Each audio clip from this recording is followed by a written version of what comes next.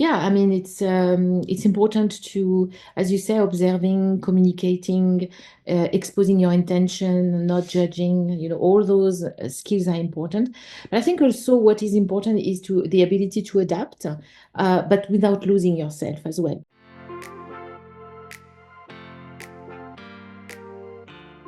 Welcome to the Berlitz Language and Culture Podcast, where each episode we speak with different intercultural experts about communicating, collaborating, and innovating in our diverse and globalized business world. Today we have the pleasure of speaking with interculturalists Julia Gaspar Bates and Sylvie Day. Sylvie Day has been an intercultural consultant for 20 years, facilitating programs on multicultural team building, global leadership, presentation skills, cultural awareness, and the challenges of working in virtual teams, as well as preparing expatriates and their families for overseas assignments, including France, the United States, and the United Arab Emirates. Julia Gaspar Bates is president of Intercultural Alliances, LLC, and has been a senior consultant with Berlitz Cross Cultural for over 20 years. Julia has trained thousands of leaders and teams globally on how to build cross-cultural competence and how to collaborate effectively across cultures. Julia and Sylvie are joining us from Paris, France, where they are currently working on a book about US and French business cultures set to be released in 2026. And the book explores navigating cultural differences between French and Americans at work. So welcome, Sylvie and Julia. Thank Thank you. you. Merci. As interculturalists, you both have extensive experience working with multicultural teams. And now that you're working together on a joint project, both face-to-face as you are now and also virtually, how have you put your understanding of each other's cultures and as individuals into play? Yeah, great. Thanks for asking that question. I think that in so many different ways, we spend so much of our life working on the theoretical, where we're preparing others, where we've now really embodied this experience for the first time. And just, I'm just thinking of one example that really sticks to mind for me, that I've actually shared in some of my workshops with French and Americans working together recently, has been about a year or so ago. We were sitting at my kitchen table in Washington, D.C., and we both had our computers opened, and Sylvie had written this wonderful case study for one of our chapters, and I said, well, why don't I write a debrief for this case study, and you look through. I had about 150 pages of notes from interviews that I had conducted, and said, why don't you try to find some good quotations that we can use in the book? And she looked at me and she said, but we're not collaborating. And I said, well, yes, we are. I said, we're kind of dividing and conquering, but we're still collaborating, but, we've got limited time because we only see each other 3 or 4 times a year in person. And I said, why don't we, sort of do this to maximize the time? And I think that what we realized was that our notion of team building and teamwork was really that I was coming at it more from a very individualistic perspective of working in a silo. So kind of divide and conquer, where each of us do parts and we discuss it. Whereas for Sylvie, it was very much collaborative. Like we go through each and every piece, we write it together, we really discuss each thing. So that was really eye-opening for me. Yeah. And even though I'm very familiar with French and American teamwork. But it's very interesting because, we know that we should have probably talked about how do we want to work together, because we get along very well.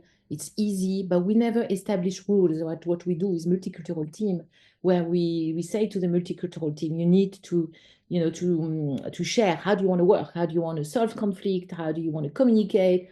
How do you want to work as a team? And we just jump in, right? Mhm. And of course, because we know both culture, it's true, we kind of adapt to each other until it's true that we experience, that challenge you just described. So the other example about teamwork was also very funny is when I write, because we divide the jobs, and so she said, okay, I'm going to do the communication, and I say, okay, I'm going to do the leadership part. I start, and then you continue and you bring your input and so on. And so when I write, I never finish the chapter because I want to give room to Julia, right? And last time she said, oh, but you never finish your chapter. And I was like, what do you mean I never finish my chapter? And that's where I start to express my frustration. I said, what do you mean? I leave space for you. And so it was a misunderstanding about how we should work together. And she said, well, I'm finished with communication. I said, no, you're not.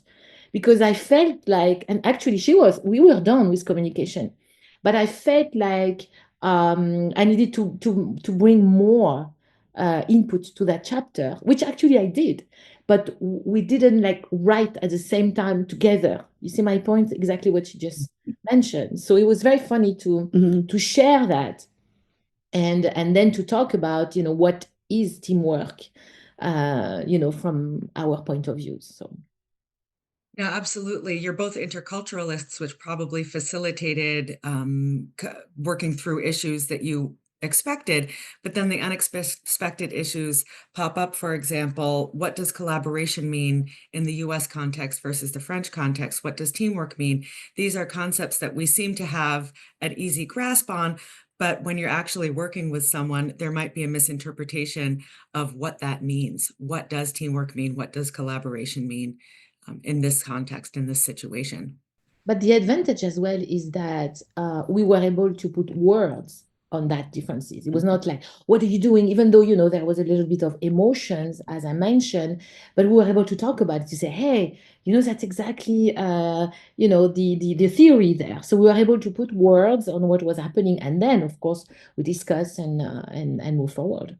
Now, speaking of which, you're both usually speaking English or French, and you both speak each other's mother languages, but language is just one factor in communication, as we know. So even though you do speak to each other in whichever language you prefer that you're both fluent in, what are some of the communication challenges that you've come across during working together? Well, we usually speak actually French together more than English. I would say that's I don't know why, we just kind of got into the practice, but I think, it's been a really interesting process in this book because we're writing it in two language, and we have, the intention of publishing it in two languages as well.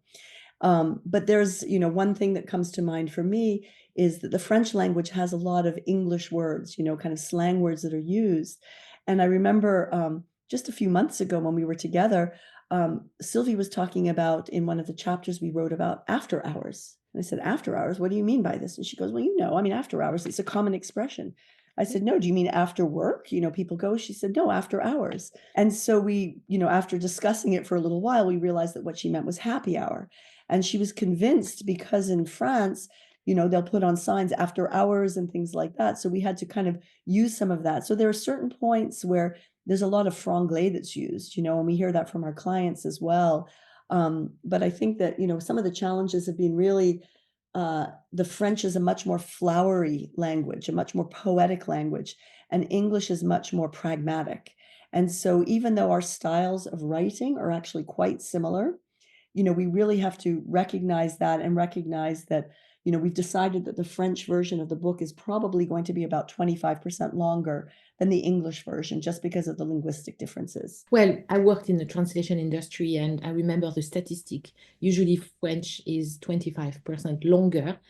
And so of course we had to, Julia, you were like, okay, we need to be a little bit, not too long. So we need to cut some part. And I was like, yeah, but I need 25% more, right? So it was difficult on that part. So we decided to write in both languages. I write in French, you write in English, which is the rule in the translation industry. You always have to write in your native language. So some chapter are, I mean, they are an English words, a French words, and a sentence and paragraph, and so because we're using both languages in the book, in the writing. And then we change along the way. We decided that if I started in French, when we collaborate, we continue in French, and if you start the chapter in English, then when we collaborate, we continue in English. And that's just recently that we decided that. That's because otherwise there are more texts in French and English, so we just decided that it would be easier. And also in communication, also the difference as well, of course, is that I tend to interrupt a lot. That's also communication style, that is different. And, starting debate, and, so it's more about communication than languages per se.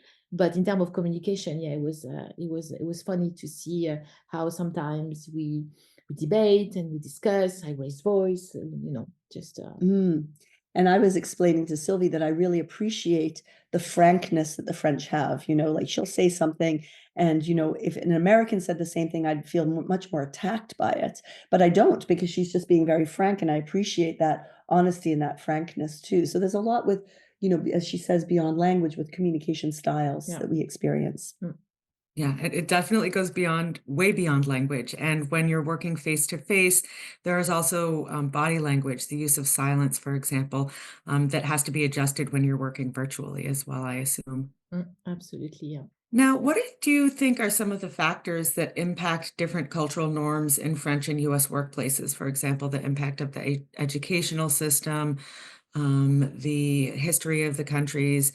What do you think are some major players in the differences between French and US work styles? When we do our training, when we define culture, definitively, history, geography, climate, education, religion, they all have an impact, right, in terms of cultural differences. When we were writing the book, I mean, if you want to know more, we explain everything in the book. But I think when we wrote the book, what really came out was the education. Because when we had a topic, Julia was like, okay, let's go for it. And she was writing and, giving her ideas, and that was it. And I was like, no. We need a structured plan. In France, when you go to an exam, you do a draft.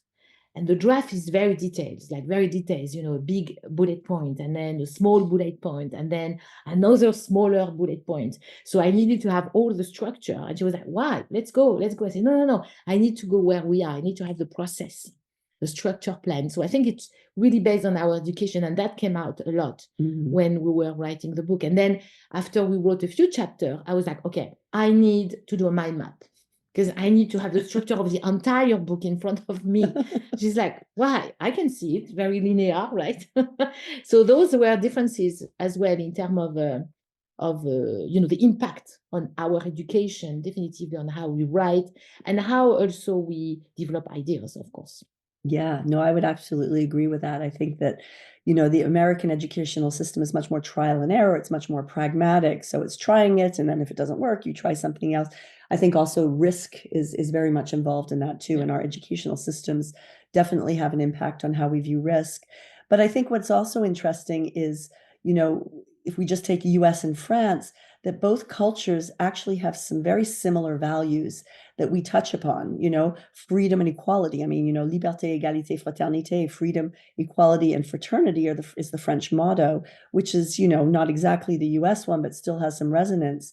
And both the US, the birth of the US as a country, and post-monarchy, monarchical France, kind of evolved around the same time. So those values come up very strongly.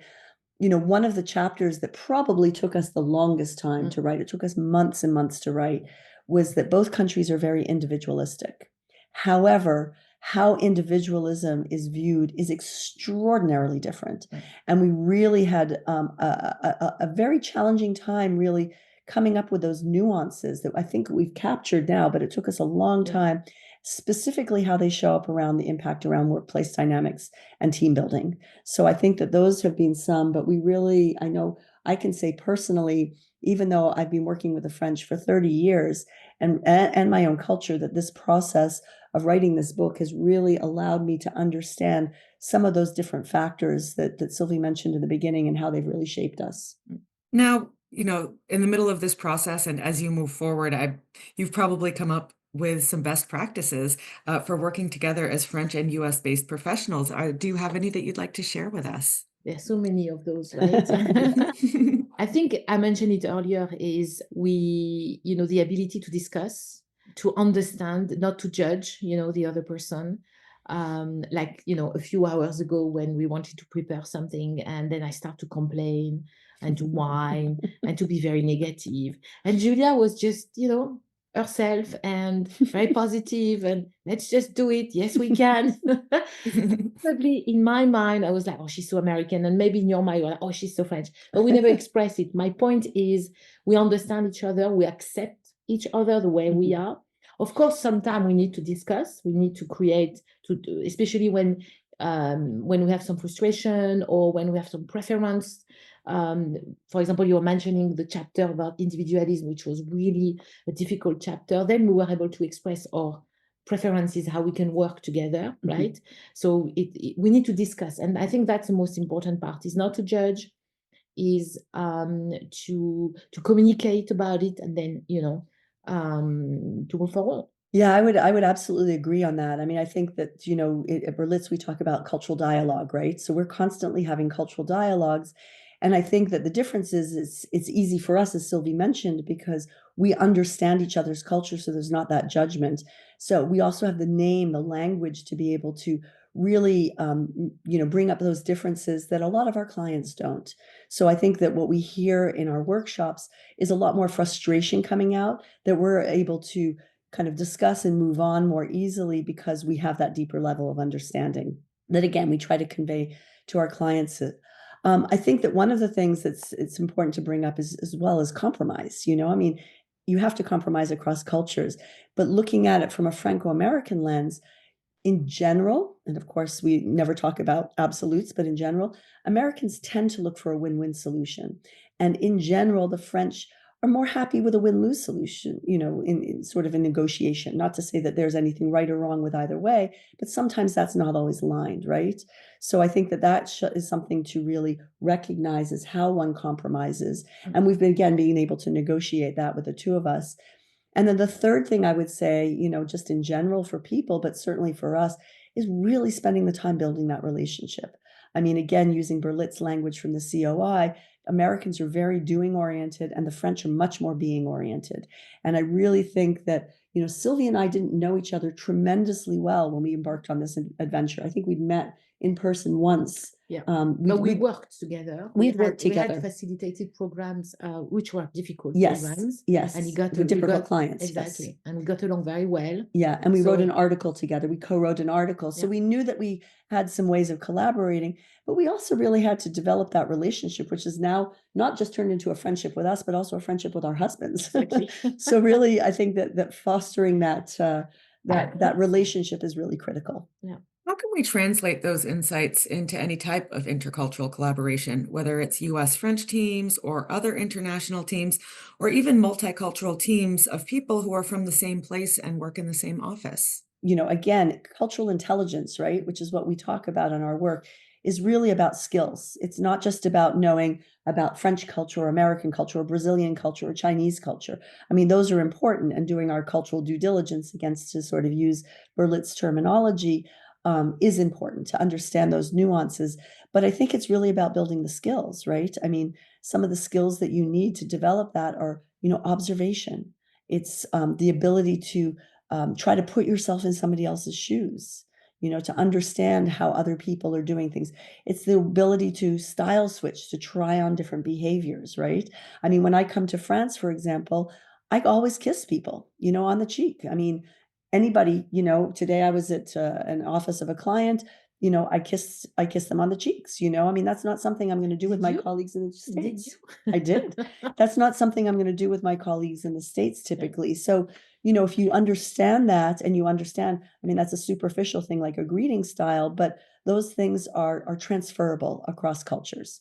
Yeah, I mean, it's important to, as you say, observing, communicating, exposing your intention, not judging, all those skills are important. But I think also what is important is the ability to adapt, but without losing yourself as well. Because, we have been doing this work for 4 years. I can imagine multicultural team work, every day. So you need to reach certain level of comfort, I would say. So what I mean by that, and it's not always comfortable for some multicultural team, we know that, but it's really about adapting, but also, not forgetting, who you are, but being able to communicate about frustration and about challenging and creating, a third culture, basically. Yeah. And take the best of both. Absolutely. I mean, I think that, our work as interculturalists is not to tell people to go native in any means.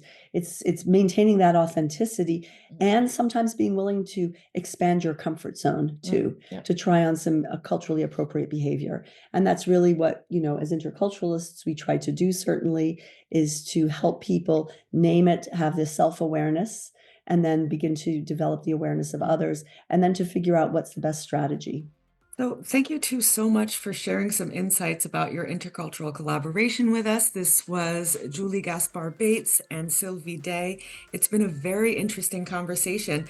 Please look out for Julia and Sylvie's book, which is on navigating cultural differences between French and Americans at work, which will be out in 2026.